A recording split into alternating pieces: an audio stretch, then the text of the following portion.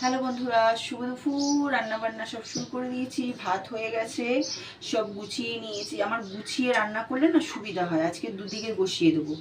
এখানে ডিমের আলু কেটে নিয়েছি, বরবটি ছিল, বরবটিগুলো কেমন হয়ে গেছিলো, যেই আবার জলে ফেললাম পুরো তাজা হয়ে গেল। এর মধ্যে ঝিরিঝিরি করে আলুও কেটে দিয়েছি। এইটা হচ্ছে ভাজা করব, বরবটি আলু ভাজা করব, ডিমের ঝোল করব। এখানে তিনটে ডাম বলছে, তিনটে ডিম নিয়ে নিয়েছি, এক পিস মাছ আছে, ওটা আমি খেয়ে নেব। আর এখানে বেগুন ছিল, একটা সাদা বেগুন ছিল আর একটা কালো বেগুন। কালো বেগুনটা একটুখানি খারাপ হয়ে গেছিলো বলে বাদ দিয়ে কেটেছি, 4 পিস হয়েছে। আর সাদা বেগুন এনেছিলাম, ওই জন্য সাদা বেগুনটা এই যে কাটলাম, এটা ভাজা করব। এই যে এখানে মশলা গুছিয়ে নিয়েছি, টমেটো, লঙ্কা, আদা, রসুন, ডিমের ঝোলের জন্য। আমার মেয়ে আবার এই কি বলে, ডিমের ঝোলটা ভালো খায়। এই যে এই জন্য এরকম করে ডুমো ডুমো করে আলু কেটে নিয়েছি। ডিমগুলো এখনো ছুলিনি।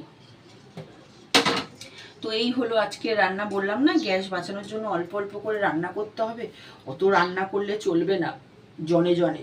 তবুও দেখুন না, 3টে রকমের হয়ে গেল, ডিমের ঝোল, বেগুন ভাজা, বরবটি আলু ভাজা, 3 রকমের হয়ে গেল। আবার রাত্রে যদি কিছু ফরমাইশ থাকে তখন আবার রাত্রের জন্য ভাবতে হবে। তবে এখন রাত্রের কথা মাথায় রেখে লাভ নেই।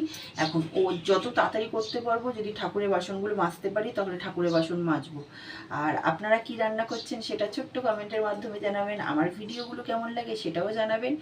আর পারলে চ্যানেলটিকে সাবস্ক্রাইব করে পাশে থাকবেন। আর যাদের যাদের খেতে ইচ্ছুক ঝটপট চলে আসুন।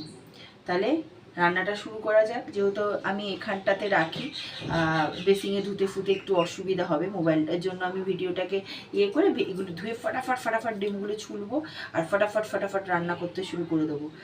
তো চলে আসুন। দেখেছেন বরবটিগুলো কেমন হয়ে গেছিলো,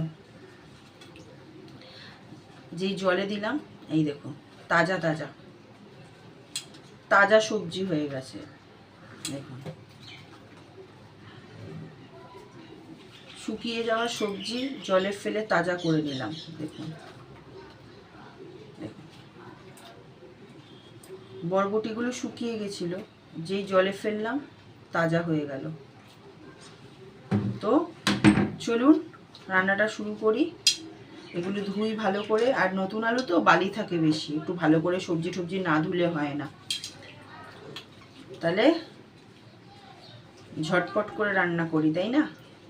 দেরি হয়ে যাবে। তাহলে চলুন রান্নাটা করা যাক। আসুন, খাবেন সবাই। কেমন হয়ে গেছিল বেগুনগুলো, এইগুলোই ভাজবো। দেখুন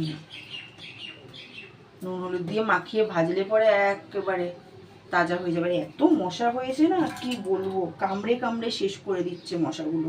পায়ের ধার দিয়ে দরজা খুলছি না, তাও কোথা দিয়ে, জানলা খুললেই তো ঢোকে জানেনি মশা। আজকে মশা আমাকে তুলে নিয়ে যাবে।